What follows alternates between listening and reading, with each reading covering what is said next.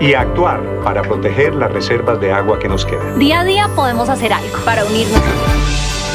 Atención, directivas de la Universidad Nacional están confirmando esta mañana un caso de una estudiante que fue violada anoche en la despedida académica de la Universidad Nacional. Felipe García.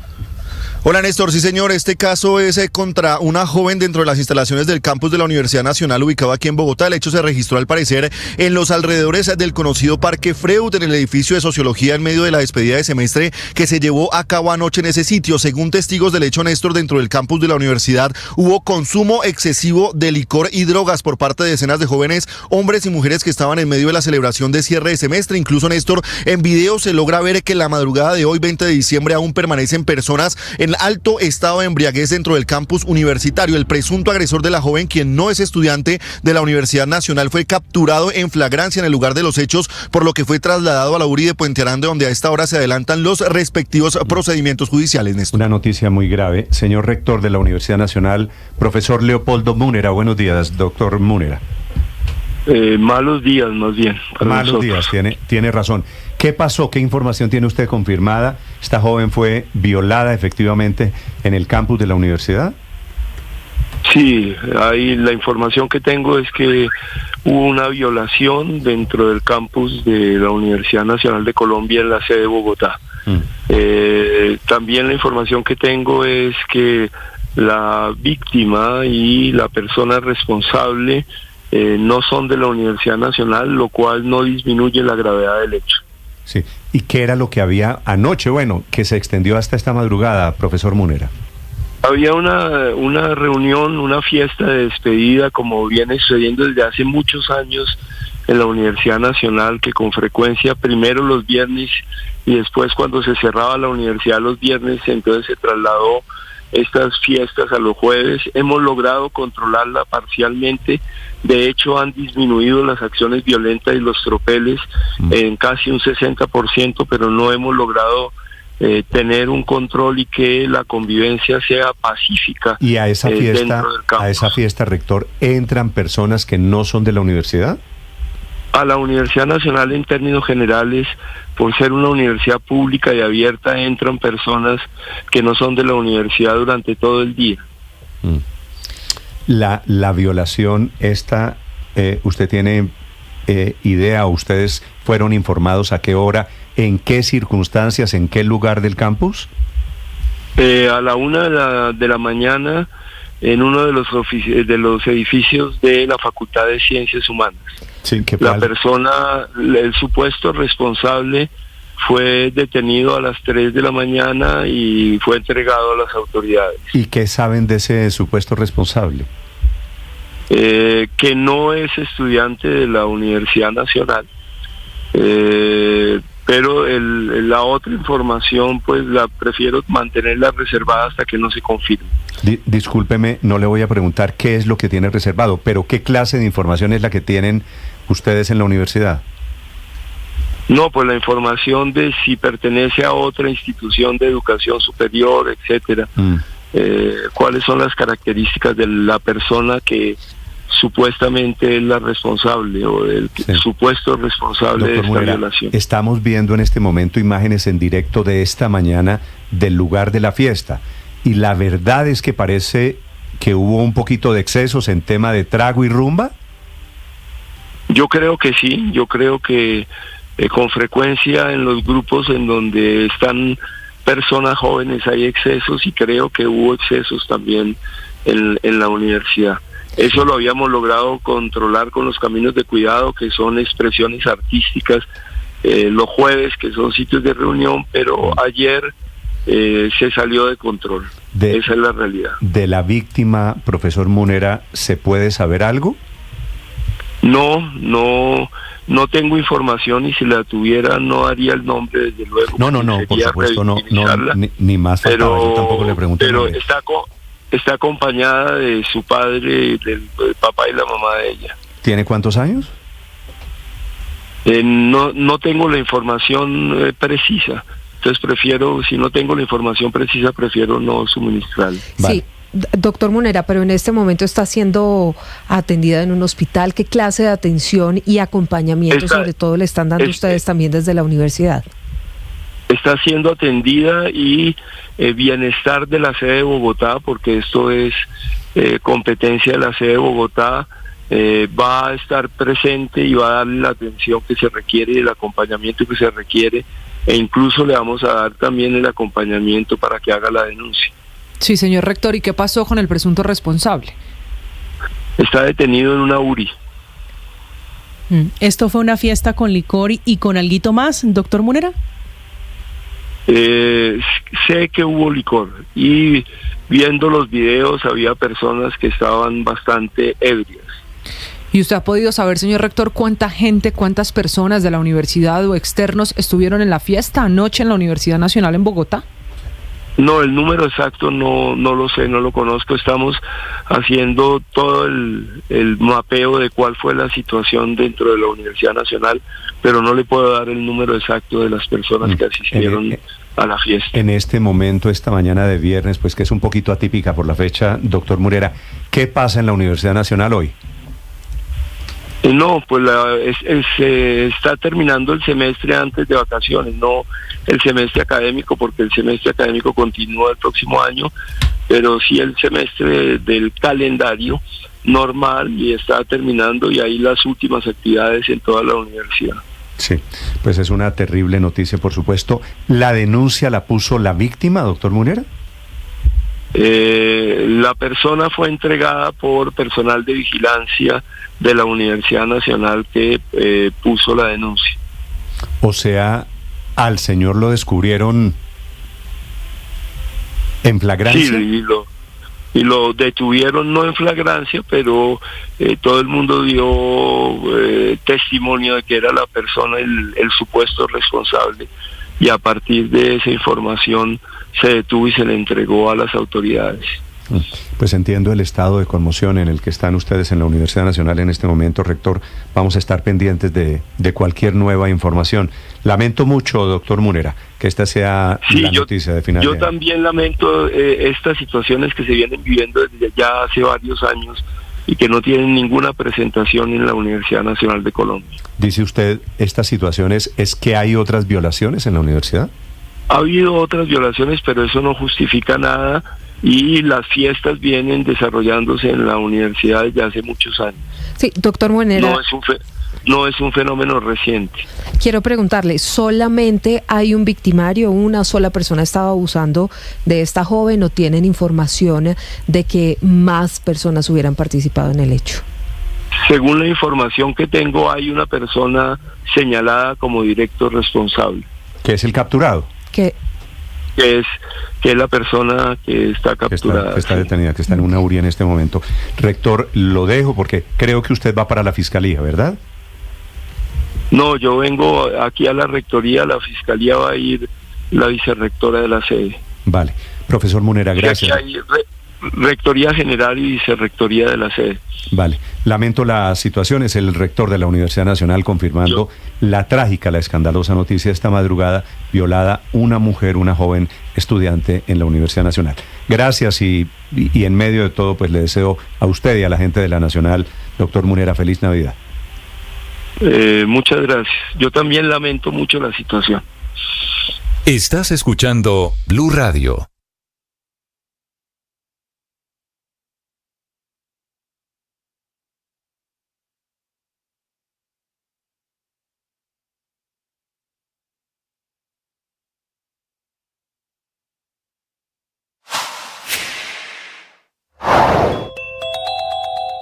Un panorama absolutamente desolador, pues efectivamente miles de niños se quedan sin programas para estudiar música en la Fundación Nacional Batuta, miles de deportistas se quedan sin apoyo para sus carreras, los miles de estudiantes que no pueden aplicar a nuevos créditos del ICETEX el año entrante, también miles de pacientes con demoras en la atención por la ausencia de pagos a médicos, hospitales y EPS, y claro, las 40.000 familias de estratos 2 y 3 que llevaban meses ahorrando juiciosamente en una cuenta bancaria a la espera espera de un subsidio en las tasas de interés para comprar vivienda, pero que hoy tampoco puede llegar a ser. Todo esto por los problemas de plata del gobierno, que empieza a afectar la vida diaria de millones de colombianos por cuenta de una caja que está muy maltrecha y que obligó ayer al gobierno a sacar un documento de 71 páginas con el decreto de presupuesto para el año 2025. Decreto que finalmente tuvo que expedirse a la fuerza ante la caída en el Congreso de ese proyecto y también de la ley de financiamiento. Un doble tumbe y doble derrota que obligó al presidente Petro a sacar este decreto el 1523 del 18 de diciembre de este año, en un hecho inédito en la historia económica del país, como inédito también este presupuesto que arranca desfinanciado y con un faltante de 12 billones de pesos.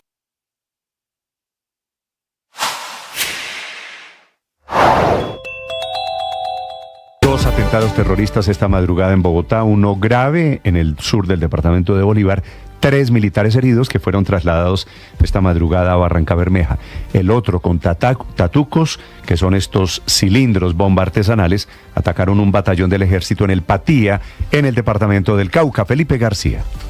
Hola Néstor, sí señor, bajo pronóstico reservado permanecen a esta hora los 3 soldados profesionales que resultaron gravemente heridos tras ser atacados, como usted mencionaba, con explosivos improvisados por parte de integrantes de la compañía Tito Marín del ELN. Los 3 militares fueron evacuados de la zona del ataque en helicóptero. Le estoy hablando de la vereda San Luquitas del municipio de Morales, esto en el sur del departamento de Bolívar. Esto se dio, Néstor, mientras las tropas del batallón Selva número 48 adelantaban una operación en esa zona del país, brindando seguridad a la población, cuando de un momento a otro empezaron los violentos combates contra los delincuentes, quienes activaron este artefacto explosivo improvisando, dejando gravemente heridos a los 3 soldados. Incluso, Néstor, en videos se ve el momento exacto de los combates que tuvieron lugar hace apenas unas horas. El segundo hecho tuvo lugar en el batallón de entrenamiento del ejército ubicado en el corregimiento de El Estrecho, municipio de Patía, sur del Cauca. Hasta esa zona llegaron delincuentes, al parecer de las disidencias de las FARC, quienes atacaron con tatucos ese batallón. Hablamos hace un momento, Néstor, con el general Federico Mejía, comandante de la 3ª División del Ejército, y nos confirma que no se registraron daños ni heridos luego de este ataque con explosivos. Y es que fueron 2 los tatucos los que lanzaron hombres desde un vehículo, un pequeño camión de color azul. Estos explosivos, Néstor, no generaron ningún daño a las instalaciones, ya que cayeron en un campo abierto. Sin embargo, un tercer explosivo que llevaban estos criminales dentro del carro estalló dentro del vehículo, que quedó, hay que decir, totalmente destruido a un lado de la vía en ese sector del país.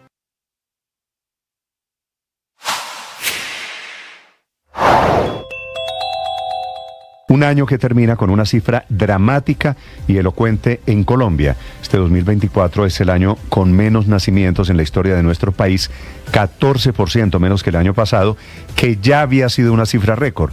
33% han caído los nacimientos en Colombia en los últimos 2 años, lo cual demuestra no solo un fenómeno social, el de los jóvenes que no quieren tener hijos, sino una gran amenaza para la economía colombiana.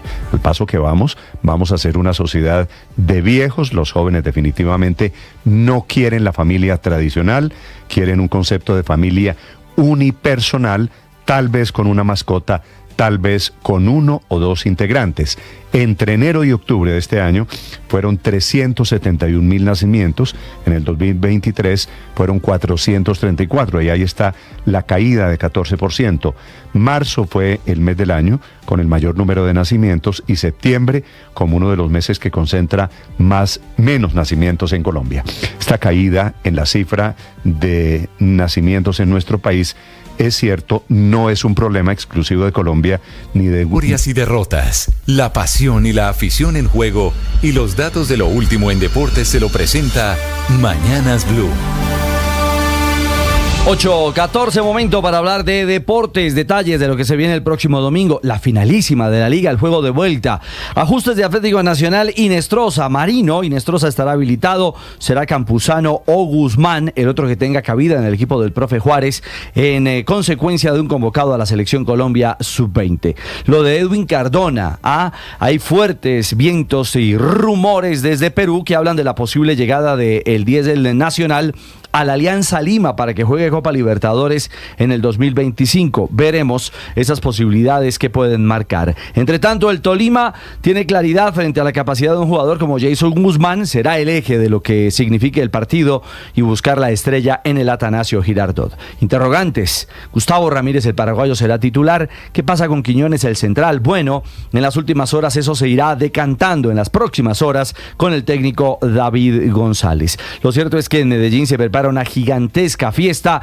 Ya el tema de controles biométricos está estructurado para pensar en la seguridad el domingo en un partido donde se va a blindar el Atanasio Girardot. La pelota va a rodar a las 6 de la tarde el próximo domingo. A las 5 comenzará, 5 en la tarde, el servicio del equipo deportivo de Blue a través de nuestras señales y en el canal de YouTube. Pero hay una noticia que sacude al mundo. Una sanción, una multa millonaria a una de las cuentas piratas llamada Roja Directa. ¿De qué se trata, Silvia, en torno a lo que ha significado esto? Silvia Carrasco, en Europa. Sí, Ricardo, ¿qué tal? Muy buenos días. Roja Directa era una página web que estuvo transmitiendo partidos de la Liga Española por años. La verdad es que había muchas demandas en contra de ello, no solamente de Mediapro, que es la mayor productora de eventos deportivos en Europa, sino también de Movistar. Bueno, lo que ha resuelto un tribunal mercantil de A Coruña es que tienen que pagar una indemnización solamente a Mediapro. Todavía no se conoce lo que está pidiendo Movistar, de 31,6 millones de euros.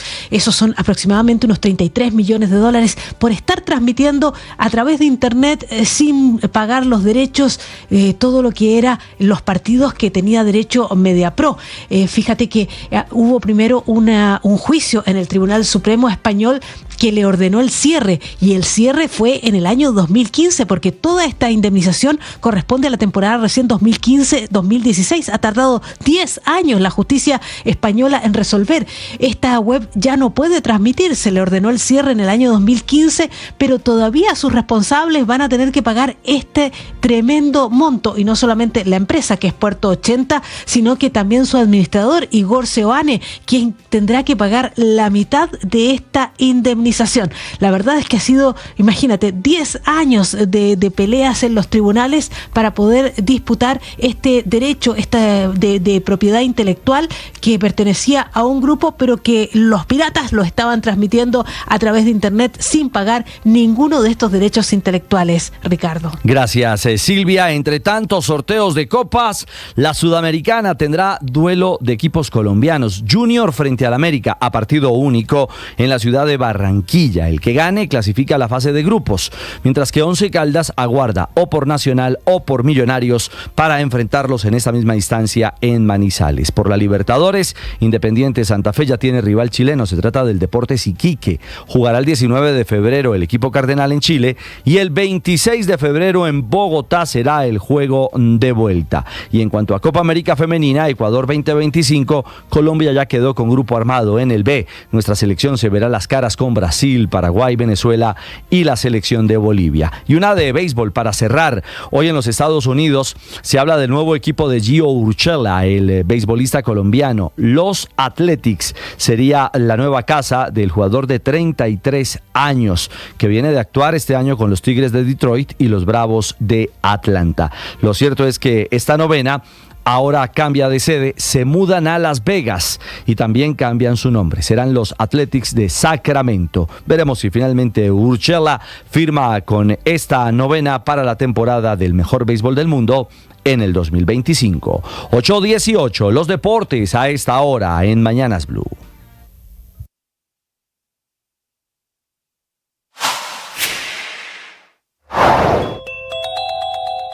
Un año que termina con una cifra dramática y elocuente en Colombia. Este 2024 es el año con menos nacimientos en la historia de nuestro país, 14% menos que el año pasado, que ya había sido una cifra récord. 33% han caído los nacimientos en Colombia en los últimos 2 años, lo cual demuestra no solo un fenómeno social, el de los jóvenes que no quieren tener hijos, sino una gran amenaza para la economía colombiana.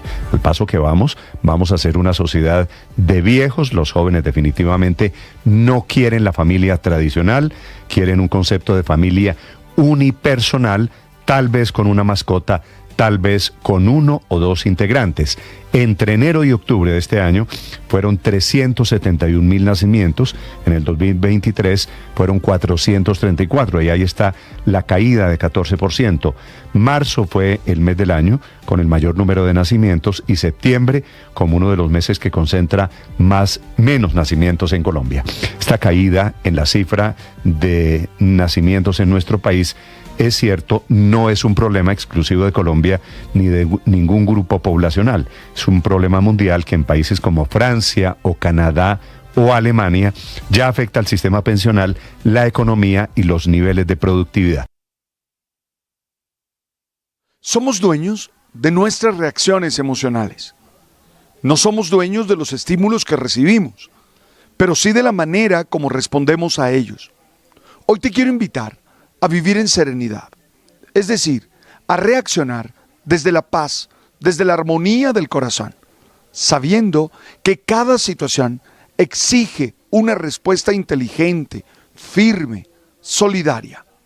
No dejes que las emociones te ganen y pierdas el...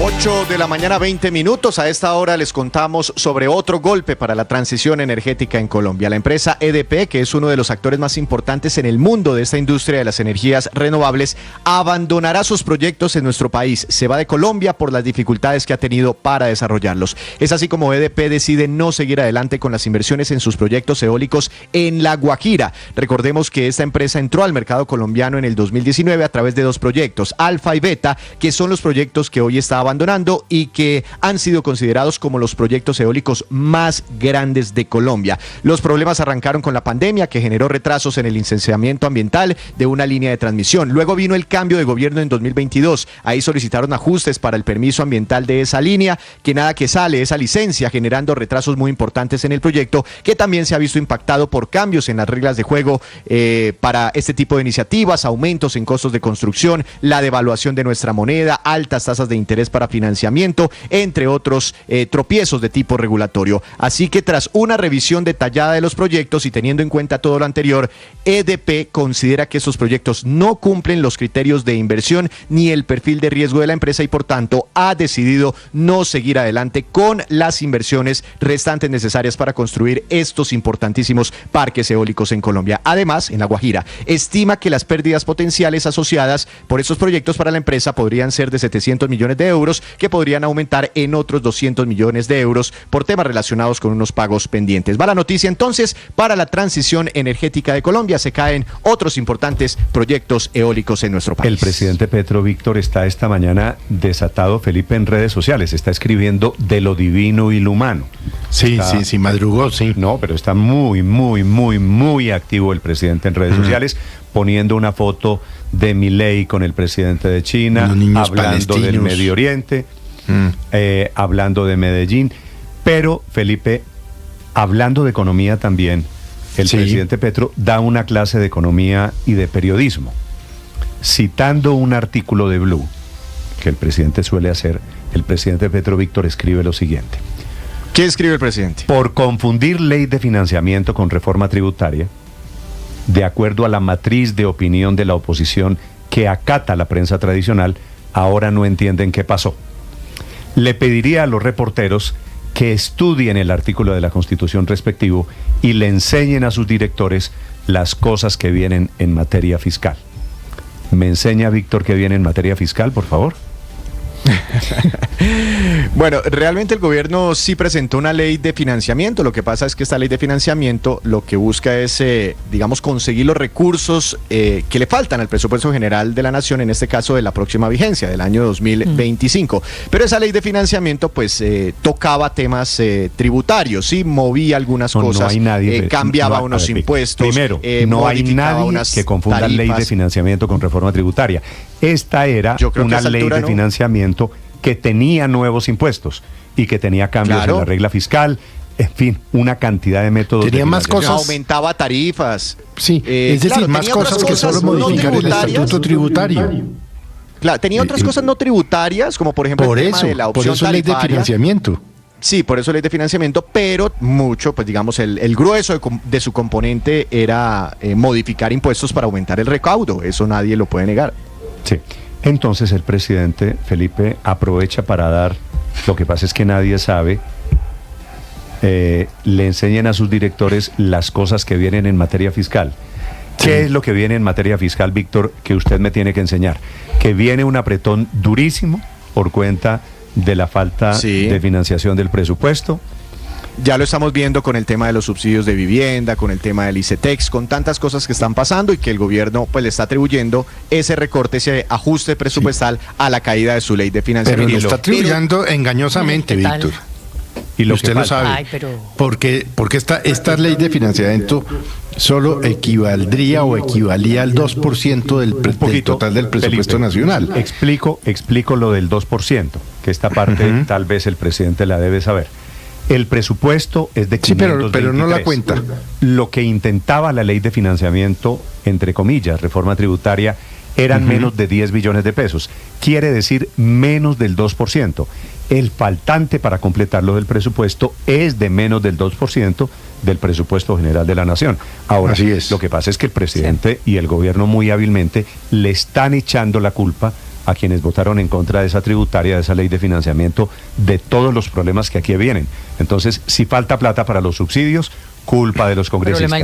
Si falta plata para la batuta, culpa del gobierno. Si falta plata para el ICETEX, culpa de los congresistas. Del Congreso. De los congresistas. Sí. Chévere. Ahora, yo creo que en el fondo, Paola, el gobierno va a intentar el próximo año un nuevo proyecto, y ahora sí con nombre y apellido, reforma tributaria, porque es que la ley de financiamiento como que se tiene que tramitar paralelamente con el presupuesto general de la nación. Porque en algún momento el exministro Bonilla lo mencionó y dijo que eso podría estar dentro de las posibilidades. Entonces, es posible que se esté generando un ambiente en la opinión pública para en los próximos meses, semanas, de pronto tener una reforma tributaria para aumentar el recaudo. Y Néstor, esa pregunta pero es que les toca. Yo creo que eso es más que obvio. Y él dijo, yo se lo dejo al Ministerio de Hacienda, pero no dijo que no viniera una reforma tributaria. Cada año y medio, cada 17 meses se hace una reforma tributaria en Colombia. Es más que obvio. Sin importar las cuentas como estén de apretadas, que se necesita recoger más plata, eso es evidente. Y en este La Chole y Coquito 3 creo que también hay que aclarar pues varias cosas, que si bien es cierto lo que se hundió equivale al 2% del presupuesto total, pues es de todas maneras un 19% del presupuesto de inversión para el año entrante, y ahí tienen una plata, y ese presupuesto de inversión ya había caído frente al año pasado, era de 99 billones el de 2024, el de 2025 estaba en 82 billones, más el recorte de 12, si es plática, tiene 30 billones menos, son bozorongo. El grueso es en el aparato, que es efectivamente en el funcionamiento. Es muy fácil, Néstor. La directora del DANE aquí en Colombia, hablando sobre cifras de nacimientos, la caída de las cifras de nacimiento. A propósito de cifras, Andrés. En esta época del año, Néstor, que hacemos cábalas y pronósticos para el año que viene, pronosticar el futuro es muy difícil, pero hay casos en los que es muy, muy, muy fácil. Y en este caso hay un pronóstico que es absolutamente fácil y claro, y es que en 2025 todo lo que le salga mal al gobierno, todo chasco, toda cosa, fiasco que le salga mal, todo fracaso de sus programas y todo, van a culpar de esto a la no aprobación de la ley de financiamiento, así sea una fracción muy pequeña de todo el presupuesto que tiene el gobierno. O sea, si ya lo están haciendo con cosas del 2024, que no, pues no tiene nada que ver, esto es la vigencia fiscal posterior. Imagínese cómo va a ser en 2025. Todo lo que pase, le puedo asegurar, se lo van a adjudicar a esto. Y una segunda cábala, Néstor. A ver. Si viene una reforma tributaria sin reducciones, sin compromisos de reducción del gasto, de control del gasto, su suerte es la misma de la ley de financiamiento, Néstor. Estás escuchando Blue Radio.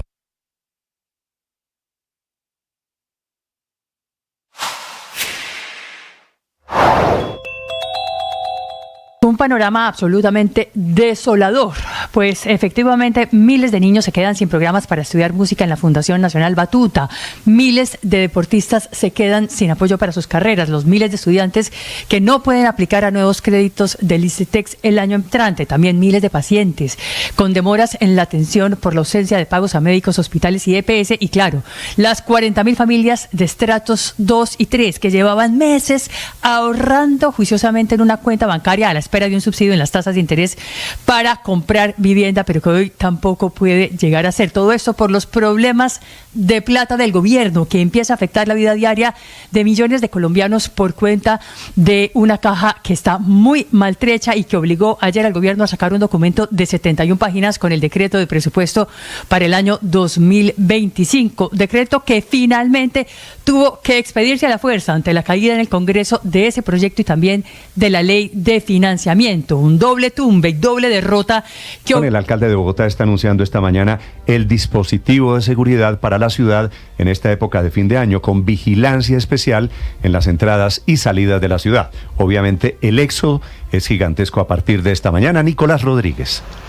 Hola Néstor, buenos días para usted y para los oyentes. Los saludo específicamente desde la terminal de transporte del sur, donde hace pocos minutos el alcalde Carlos Fernando Galán confirmó que aproximadamente la cifra de salida de vehículos sería 3.4 millones desde hoy hasta el Puente de Reyes del 6 de enero del 2025 y confirma además que entrarían 3.5 millones a la capital. Según el mandatario, se confirma que habrán 300 policías para el puente del 24 de diciembre, 300 policías para el del 31 de diciembre, pero que además habrán 400 uniformados y también personas de la Superintendencia de Transporte del Distrito y de la Policía de Soacha sobre el corredor de la autopista Sur y 8 corredores más donde se espera que haya gran tráfico vehicular. El alcalde además confirma que es la primera vez que se hace un trabajo articulado entre Bogotá, Soacha y la región metropolitana. Esto dijo el mandatario. Y es un avance bien importante porque obviamente los retos que se han enfrentado en el pasado históricamente en entrada y salida de Bogotá tienen que ver con la falta de coordinación. Entonces hoy estamos coordinados y eso nos va a permitir ser más efectivos. El equipo de movilidad que ha trabajado conjuntamente con Soacha y con la gobernación calculan que durante esta temporada de fin de año y el principio del año 2025 vamos a tener la salida de cerca de 3.4 millones de vehículos de Bogotá y la entrada total de 3.5 millones de vehículos, más o menos. Estamos hablando entre hoy y el 6 de enero. Néstor, además se confirma que usuarios, o por lo menos 200.000, ya han salido desde las terminales de El Salitre del Norte y desde la terminal del Sur donde me encuentro, y también se confirma que el 25% de las salidas serían por Soacha, Néstor. Y otro dato importante que confirmó el alcalde es que para estas épocas se ha cuadruplicado la incautación de pólvora. Afirma el mandatario que ya van casi 2.2 toneladas de material pirotécnico que se han quitado de las calles de Bogotá para evitar más números de quemados. En este momento la cifra redondea por los 69, pero el alcalde espera que en las dos fechas siguientes, 24 y 31, se puedan incrementar, pero además van a intensificar los operativos. Estás escuchando Blue Radio.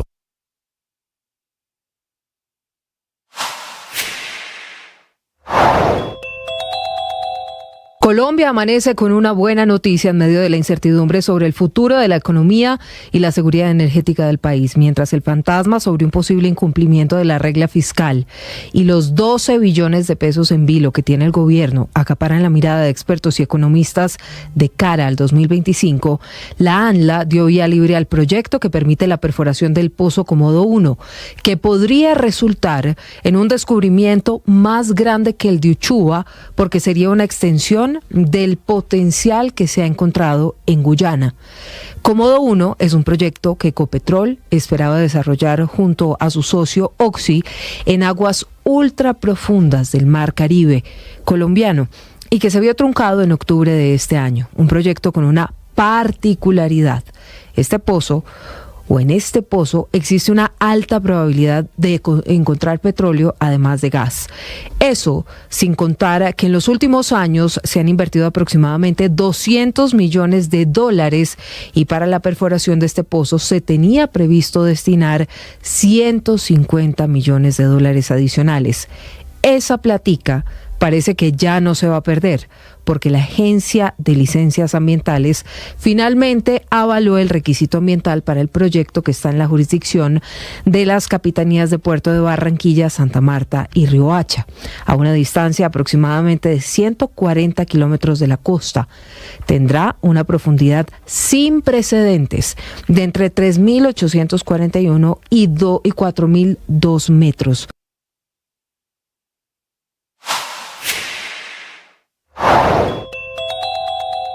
Un año que termina con una cifra dramática y elocuente en Colombia. Este 2024 es el año con menos nacimientos.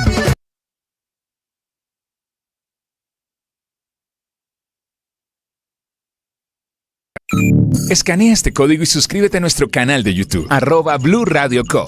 Y disfruta y participa. Esta es la canción del ministro de Educación, padre. Usted que es vallenatólogo. ¿Es buena? ¿Le gustó la canción? No, es como él mismo dice en el trino, un intento de canción. Así la define él y yo estoy de acuerdo con él. No es una buena canción. La canción es bien flojita. No es una buena canción. Pero que sea flojita no es motivo para descalificar una canción en un festival. Es que es un concurso. A un festival, por eso. Sí, claro. No es un concurso. Sí, claro. Se gana, lo que los jurados consideran que es bueno, lo premian. Lo que no. Eso fue lo que pasó. Pero es que no la dejaron concursar, la descalificaron. La calificaron de 3 a 10, la calificaron con 3. Se rajó en uno de los filtros, o sea, sí alcanzó a estar frente a los jurados que estaban calificando y no pasó. Las canciones inéditas. No llegó Néstor a la tarima principal. Entonces, ¿qué hay? No. El ministro de Educación escribió una canción que no le gustó a unas personas. Claro, y los jurados tienen toda la autonomía para definir qué pasan a la última ronda y qué premian y qué no. A mí no me parece vulgar la canción, es decir, porque esa es una de las críticas que he oído repetidamente, porque dice el polvo abajo y tal, el polvo de pasiones, eso puede ser una figura. Yo realmente polvo de nostalgia. Estoy de acuerdo. Yo no creo que es vulgar no es. Estoy de acuerdo con usted. A mí no me parece ni grotesca ni grosera. No lo es. O sea, ni tampoco original, ni tiene ningún giro que no se haya hecho antes en el vallenato. Es bastante repetitiva y reiterativa. Sí. En el vallenato también hay bastantes canciones malas. Sí, claro. Y los vallenatos hay unos muchos más fuertes y más repetitivos y más reiterativos. Claro, y no ganan necesariamente los concursos. No, claro. Pero además a mí me parece bueno que participen canciones buenas, regulares y malas, porque eso nutre el folclore. Claro. De eso se trata. 8 de la mañana, 36 minutos. En segundo les contamos la historia de esta canción. El nombre de la canción es... El contrato. Se acabó el contrato. Se acabó el contrato. Pero allá la rebautizaron, Néstor, en el pueblo, en San Juan del Cesar, que es sur del departamento de La Guajira, la conocen como El Polvo. No la conocen por su nombre original, sino por ese nombre. Voy a decir una cosa que espero los de San Juan no se molesten, pero voy a citar a Escalona. Usted bien sabe las lenguas sanjuaneras como son, ¿no? Escalona tiene una canción que se llama Homenaje a la lengua sanjuanera. Sí, señor, tal cual. Entonces, o sea que allá no tienen autoridad. No vaya usted a que le hayan puesto ese nombre, usted sabe cómo es. 8 de la mañana, 36 minutos. La doctora Piedad Urdinola es la directora del DANE, que hace el estudio sobre los nacimientos en Colombia. Los nacimientos que están cayendo de una manera dramática en los últimos años en nuestro país. Doctora Urdinola, buenos días. Muy buenos días para usted, para todo su equipo de trabajo y para las personas que nos están escuchando en este momento. ¿Cuál es pues como usted bien lo dice, sí, estamos viendo una caída importante de nacimientos año tras año. Y a partir del COVID, del gran choque que tuvimos en la mortalidad, que eso es lo que significa una pandemia para cualquier país, se profundizó la caída en los nacimientos. Esto es algo que ya venía ocurriendo en el país. Ya Colombia había alcanzado unas tasas bajas a partir de 2015, cuando ya estábamos por debajo de la fecundidad de reemplazo, es decir, alrededor de 2.2, 2.1 para Colombia. Y ya en este momento vemos una profundización de esa caída. Desde 2021 vemos unas tasas de crecimiento que se han venido profundizando. 2% cayó entre 2020 y 2021, 7% cayó del 22 al 21 y menos 10.1% reportamos en el día de ayer. Sí, doctora Urdinola, el DANE, la gente que mide la estadística, ¿tiene detectado cuál es el argumento para que caiga la cifra de nacimientos en nuestro país? Sí, claro que sí, como le decía, esto no es nada más que el resultado de la transición demográfica. Esto es cuando teníamos unas tasas altísimas de mortalidad y unas tasas altísimas que se correspondían de fecundidad. Este gran imaginario que tenemos de la vida campesina, rural, familias enormes de 10 hijos, yo siempre lo ejemplifico con mi familia. Mi abuela tuvo 18 hijos. Luego ya, cuando sobreviven de esos 18, solamente 8 a la edad adulta. Esto era lo que pasaba. La gente tenía muchos hijos porque se morían muchos. Después mi mamá y mis tías no tuvieron sino de a 3 máximo, 2, 3 hijos. Entonces viene una contracción de la mortalidad. La gente empieza a vivir muchos más años, se da cuenta que ya no necesita tener tantos hijos. Y entonces ya se viene contrayendo. Y ya la tercera generación, mis hermanas, mis primas, yo tengo muchas primas que ni siquiera tuvieron hijos, ¿no? Entonces ya empezamos a tener todas 1, 2, incluso 0, y esto es lo que pasa. Y el COVID, un choque tan fuerte a la mortalidad, también afecta a las otras variables demográficas, incluida la fecundidad. Y eso fue lo que pasó en Colombia, también en otros lugares de América Latina. Hace una semana el representante nos presentaba ahí el doctor Cecchini, que es la autoridad de CELADE, que es la Comisión Estadística para la Demografía de América Latina, nos presentaba que la región, por regiones del mundo, donde más se profundizó la caída de la fecundidad fue América Latina, precisamente. Entonces, esto es un fenómeno que sucede en Colombia y en América Latina y que está explicado por la transición demográfica. Sí, directora, pero aunque ocurre en el planeta, usted ya está haciendo además la comparación en América Latina, en proporción, en porcentaje, ¿cómo estamos con otros países? ¿Esta es una decisión de generaciones sin importar dónde se viva o también implica el hecho de que sea pues Colombia el país en el que se esté tomando la decisión de si tener o no hijos? Eso sucede a nivel global. Y lo he hecho también en repetidas ocasiones. Uno de los grandes retos que tenemos como humanidad, además de la crisis climática, es el envejecimiento de la población. Esto mismo ya sucedió hace 20 años en otras sociedades como Japón, Alemania, que nos llevan de nuevo 2 décadas de avanzada en este tema, y ahora pues lo estamos viviendo en nuestros países. América Latina es la región donde ahorita se está profundizando esta cadena de la fecundidad, y los siguientes van a ser el sudeste asiático y África, que son los que en este momento todavía tienen unas fecundidades altas. Claro. Sí, doctora Ordinola, además de estas cifras comparadas con otros países del continente, ¿qué va a cambiar internamente en Colombia en las mediciones que hacen ustedes en el DANE? Presentando el informe, decía el DANE ayer que había que revisar sin duda las proyecciones para saber qué tanto nos va a cambiar la realidad, por ejemplo, económica. ¿Esas proyecciones cómo las actualizan? Eso nos toca hacerlo precisamente, porque al haber caído la mortalidad, tanto revisamos las proyecciones de población, esas las presentamos el año pasado, en 2023, en marzo, abril, y las llamamos así, proyecciones post-COVID, porque sabíamos que un choque a la mortalidad hacía que tuviéramos que revisar nuestras proyecciones. Ahora estamos viendo el choque en la fecundidad, entonces de nuevo tenemos que revisar nuestras proyecciones, porque al nacer menos gente seguramente nuestra proyección tiene que corregirse hacia la baja, porque van a haber menos personas. Entonces estamos precisamente en este momento estudiando nuestras proyecciones de población, esperamos presentar las nuevas proyecciones el primer semestre del próximo año. Pero, doctora Ordinola, cuando uno mira el número de nacimientos, esa caída en los nacimientos tan fuerte versus las defunciones, ¿la población colombiana está creciendo o la población colombiana está cayendo? Todavía estamos creciendo, todavía estamos en un momento creciente. Recordemos que estos son procesos que toman muchos años y, como Malthus nos lo decía, ese crecimiento exponencial uno no lo nota hasta que le explota en la cara, y así fue. Entonces, hasta que eso no nos explotó en la cara, no empezamos a pasar de un país que para finales de los 40 tenía alrededor de 11 millones de habitantes, para ya seguir a los 50 millones, 5 veces más 50 millones que tenemos en el 2018.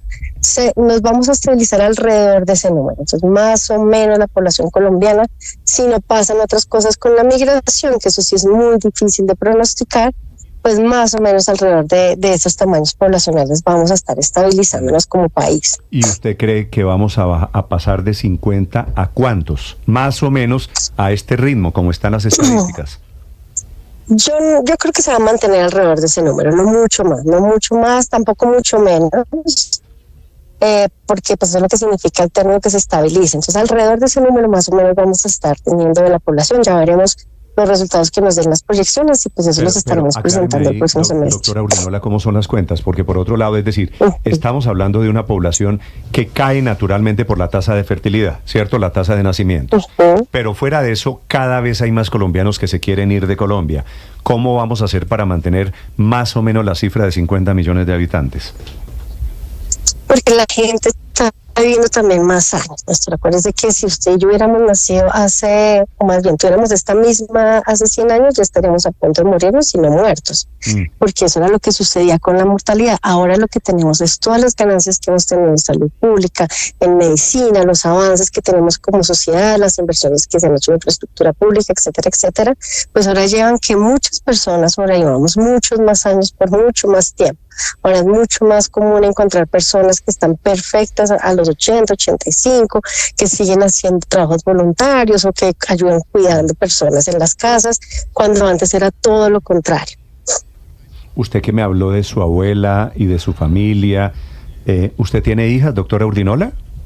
Tengo dos hijas adolescentes, por eso puedo con todo. Eso me dijo una de ellas. Sí. Y ellas, de eso le quería preguntar, ¿ellas quieren tener hijos? Una sí, la otra no. Y la que no quiere tener hijos le dice que ¿por qué no?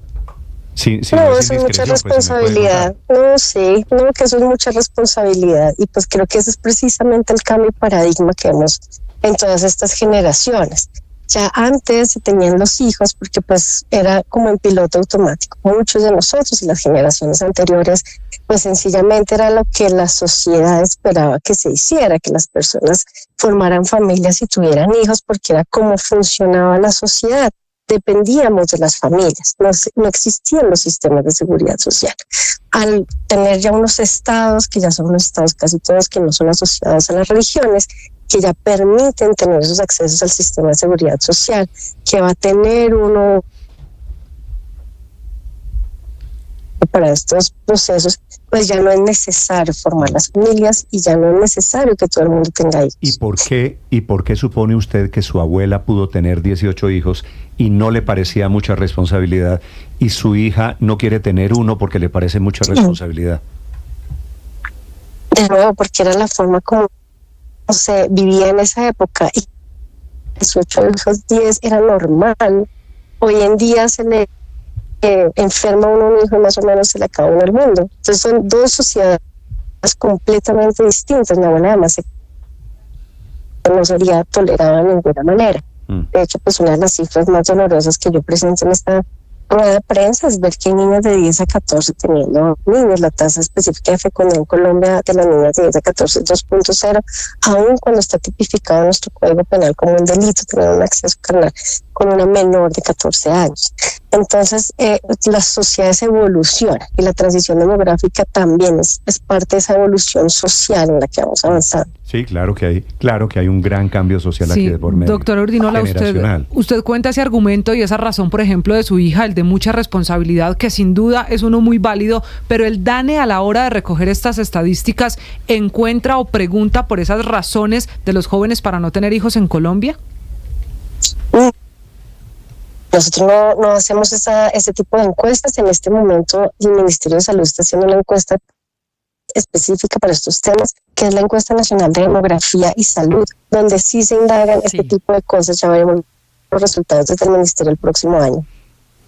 Sí, pero preguntan ustedes, por ejemplo, por métodos de planificación, por uso de anticonceptivos orales, por ejemplo, y para saber si hoy hay un mayor número de mujeres usando este tipo de métodos, que es lo que hacen, entre otras cosas, que no queden embarazadas. Mejor dicho, la pregunta es, ¿ustedes miden eso en sus estadísticas y en las preguntas, nosotros en las encuestas que hacen, doctor Urdinola? No, nosotros recolectamos la información de los nacimientos, esos son los registros de vitales, y es el gran esfuerzo que hacemos por recorrer todo el país para tener todos los registros de nacido y compilados en el DANE. Esas preguntas están de nuevo en esa encuesta, que es la encuesta nacional de demografía y salud. La última se hizo en el 2015. El país está en mora de tener esa encuesta precisamente, y pues de nuevo, le repito, el Ministerio de Salud está haciendo el esfuerzo, la está recogiendo, y ahí encontramos todo ese tipo de información. Pero con la información que ya es viejita, pero que teníamos de esas encuestas de demografía y salud del 2015, pues sin duda alguna lo que vemos también es eso, ¿no? Una universalización, una tendencia hacia la universalización de los métodos de anticoncepción moderna, pero no son, los métodos de anticoncepción moderna no son un requisito sine qua non para la caída de la fecundidad. Uno de los países que más rápido bajó la fecundidad en la historia de la humanidad y que llegó rapidísimo a las tasas que hoy estamos viendo para Colombia fue España. Y el método favorito de anticoncepción de los españoles era en ese momento gran reducción, el coito interrumpido. No le entendí lo del coito interrumpido, doctora Urdinola. Ese es un método que es un método tradicional, ese no es un método anticoncepción moderno, ese no son píldoras, ese no son dispositivos intrauterinos, y los españoles lograron la reducción de la fecundidad teniendo como método un método tradicional, que es el coito interrumpido. Okay. Entonces, el coitus interruptus. El pecado de Onán. Sí. Entonces, Rusia, Japón, por ejemplo, lograron la caída de la fecundidad a punta de aborto. Entonces, no necesariamente son los métodos anticonceptivos los que están siempre detrás de la caída de la fecundidad. Cada sociedad un poco lo hace a su manera. Pero en Colombia, sin duda alguna, sí han sido los métodos de anticoncepción modernos, como los llamamos, los que han ayudado, los que han promovido que esa caída de la fecundidad sea muy rápida, con efecto sucedió en el país. Vale. Es la doctora Piedad Urdinola, la directora del DANE, 8 de la mañana, 49 minutos, sobre esto que por supuesto es un gran cambio social, un efecto demográfico, un efecto socioeconómico para Colombia. Doctora Urdinola, gracias por acompañarnos esta mañana. No, a ustedes muchísimas gracias y felices fiestas. Gracias, lo mismo, feliz Navidad para usted, doctora Urdinola, y tiene mucho que ver, padre, también yo creo con el tema de la religión. Sin duda, porque no te olvides que antes creced y multiplicaos. ¿Te acuerdas que era el primer mandamiento? Y además de eso, el matrimonio tenía como obligación, procrear. Claro, si en el matrimonio católico se van a casar y uno de los dos dice que no va a procrear, ese matrimonio es nulo. Pero me gusta la frase de la doctora Urdinola. Todo, ¿no? Eso cambió todo. Me gusta la frase, Néstor. Me gusta dos cosas de la entrevista. Lo primero es que no estoy sola en la idea de que la decisión de no tener hijos tiene que ver con que eso es mucha responsabilidad y que el mundo ha cambiado. La concepción de la familia y de cómo tiene que llevar uno su vida ha cambiado. Pero me gusta alrededor de cómo cambia el paradigma. La referencia que ella hace es que antes se tenía hijos en piloto automático, dijo ella. Usted se sintió identificada. Completamente identificada. Por un tema, lo que significa que estamos llegando a una conclusión interesantísima por lo demás en esta conversación, y es que somos cada día menos religiosos, padre, porque acuérdese usted que la postura del Vaticano siempre era en contra del uso de los anticonceptivos, y muchas veces estábamos quizás llenos de embarazos no deseados porque no planificábamos. Hoy en día los colombianos somos menos religiosos, ya nadie nos va a decir que por favor de Dios no vamos a usar condón, no vamos a usar preservativo. A mí me parece que es el tema de responsabilidad. Paola, voy a hacer una afirmación que puede ser vaya sumando por el camino, padre. Argumentos de por qué los jóvenes hoy no creen en tener hijos o no lo ven como una obligación, la procreación. Entonces usted dice, menos religiosos, hay menos responsabilidad, la plata es para mí, claro, ¿no? Hay un tema económico también. Es que yo iba a decir eso, yo creo que se trata de un dato de egoísta también, de una manera de leer el mundo pensando solo en el yo, que puede no estar mal, pero que antes se veía muy mal. Siempre se hablaba de que uno tenía que estar en función del otro. Pero ahora no, ahora los jóvenes están diciendo, yo solo quiero pensar en mí. Yo solo quiero pensar en mí. Cuando se es mamá se renuncia o papá se renuncia a muchas cosas. Sí, claro. Yo me pongo como prioridad y es una decisión autónoma. Y hay un tema sociológico importante, y es el rol. Héctor, un segundo. El rol de las mujeres en la sociedad. Antes las mujeres se consideraban que la razón de ser de la vida de cualquier mujer era tener hijos. Y que era la maternidad. Y se hablaba de que me realicé como mujer el día que tuve hijos. Y eso es un concepto completamente replanteado y completamente revaluado, porque las mujeres ya hoy en día deciden sobre su cuerpo, deciden si quieren ser mamás o no, y eso no es lo que les da sentido a sus vidas. Pueden realizarse profesionalmente, pueden tener una mascota, pueden decidir no tener nada, y eso es lo que las hace ser protagonistas de su propia vida. Desde el momento en que las mujeres empezaron a decidir, empezó a declinar esta mentalidad de que la función social de las mujeres era la maternidad. Me gusta mucho porque me parece, Héctor, me parece que detrás de Camila, María Camila, Silvia en esta mesa hay un grito casi feminista. Totalmente, de autonomía, de libertad, de decidir si sí o si no. Es una facultad. En el Antiguo Testamento los hijos eran bendición. Entre más hijos tenías, más bendecido eres. Ahora no creo que eso sea una bendición para se lo digo. Muchos. O para muchos, cada hijo trae el pan debajo del brazo. Siga creyendo en eso, ¿no? Sigue creyendo que cada hijo trae pan debajo del brazo. Ya no tanto, Felipe. No, pero eso es una creencia popular, no es lo que yo creo, a ver, Felipe. Héctor, señor, lo escucho. Néstor. Y una bendición que llore todas las noches. Silvia, un segundo. Primero Riveros, ya voy con Silvia Carrasco en Europa. No, pero yo puedo renunciar al uso de la palabra porque María Consuelo dijo, como siempre, bastante mejor lo que yo quería decir. Que eso no se había puesto de presente en la conversación que hemos tenido y que esto, pues claro, le preguntan por qué, entonces unos dicen que la plata, que la pandemia, que el medio ambiente, que la responsabilidad. No, todo eso es el cambio del rol de la mujer en la sociedad. Ese es uno de los efectos y se condensa en otra palabra que tampoco se había usado y que la acabó de usar María Consuelo, que se llama libertad. Realmente estamos en unas sociedades más libres y la gente tiene más posibilidades de escoger qué hacer con su vida, Héctor, y por eso las mujeres han decidido no tener hijos, porque el sacrificio respecto de los intereses personales, cuando una persona y especialmente una mujer en una sociedad machista decide tener hijos, pues el sacrificio es enorme. La cantidad de cosas que tiene que dejar de hacer, queriéndolas hacer, entre otras cosas el desarrollo profesional. Por ejemplo, el otro día me explicaba una mujer una cosa en la que yo tampoco había caído en cuenta, que es ese tema, por ejemplo, de que las mujeres tienen un hijo y esperan un par de años mientras el niño crece y después vuelven a su actividad profesional. Eso les significa una interrupción casi, digamos, imposible de superar en su éxito profesional, porque lo hacen justamente en la edad del ascenso, como lo llaman en las organizaciones empresariales. Cuando usted pasa de ser un profesional a ser medio jefe o director de una unidad o alguna cosa que ocurre entre los 30 y 40 años, pues las mujeres estaban teniendo hijos. Le iba a decir, Héctor, que me escriben varias familias, Felipe, varias parejas. No quiero imaginarme la escena, mujeres diciendo, él quería niños y yo no. Eso antes no pasaba, ¿no? Si el hombre quería hijos, la mujer le daba hijos. Y uno decide sobre su cuerpo.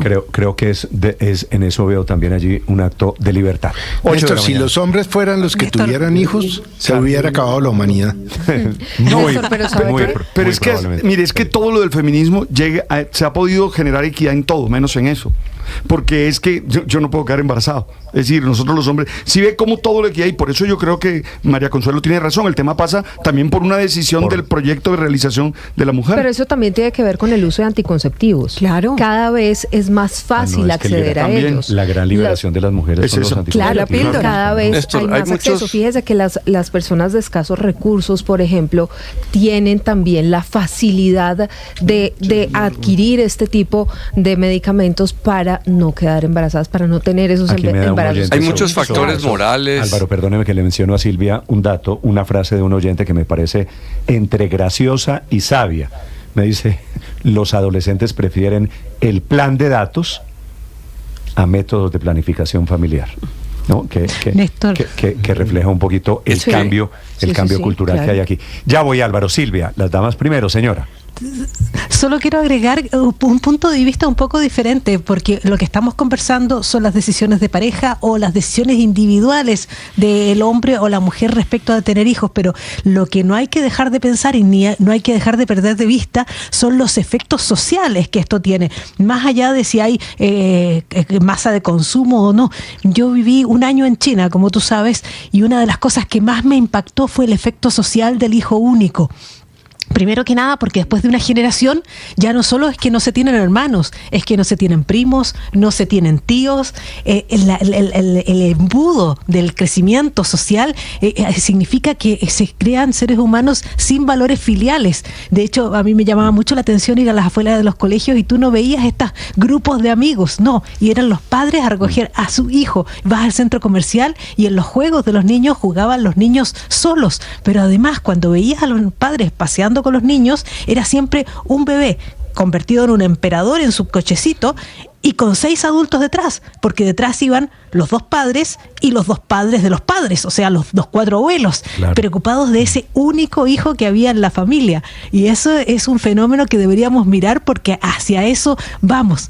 Por otro lado, hay otras cosas que a mí me han pasado viajando por África. Yo tengo una afición con mi marido que es cuando viajamos por África, viajamos en transporte público, y a mí me llamaba mucho la atención viajando desde Marruecos hasta Guinea Ecuatorial, hasta Guinea-Bissau, perdón, que nunca vimos niños llorar y no sabíamos por qué los niños no lloraban. Yo me lo explicaba porque decía, las mamás llevan a los niños pegados al cuerpo, por lo tanto los niños siempre tienen alimento, siempre tienen calor, pero no lloraban. Y claro, después conversando con una persona en Guinea-Bissau me decía, es que cuando se tienen 8 o 10 hijos, el niño sabe que llorar no es una estrategia.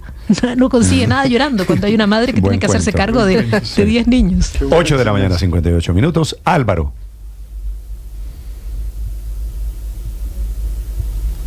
Se fue. Los acompañamos desde Blue Radio. Es un gusto. La temperatura en Bogotá, 14 grados centígrados.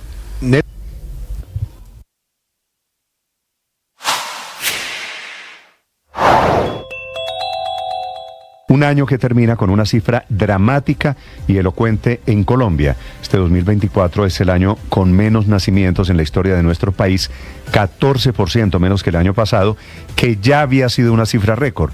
33% han caído los nacimientos en Colombia en los últimos 2 años, lo cual demuestra no solo un fenómeno social, el de los jóvenes que no quieren tener hijos, sino una gran amenaza para la economía colombiana. Al paso que vamos a ser una sociedad de viejos. Los jóvenes definitivamente no quieren la familia tradicional, quieren un concepto de familia unipersonal, tal vez con una mascota, tal vez con 1 o 2 integrantes. Entre enero y octubre de este año fueron 371,000 nacimientos. En el 2023 fueron 434, y ahí está la caída de 14%. Marzo fue el mes del año con el mayor número de nacimientos, y septiembre como uno de los meses que concentra menos nacimientos en Colombia. Esta caída en la cifra de nacimientos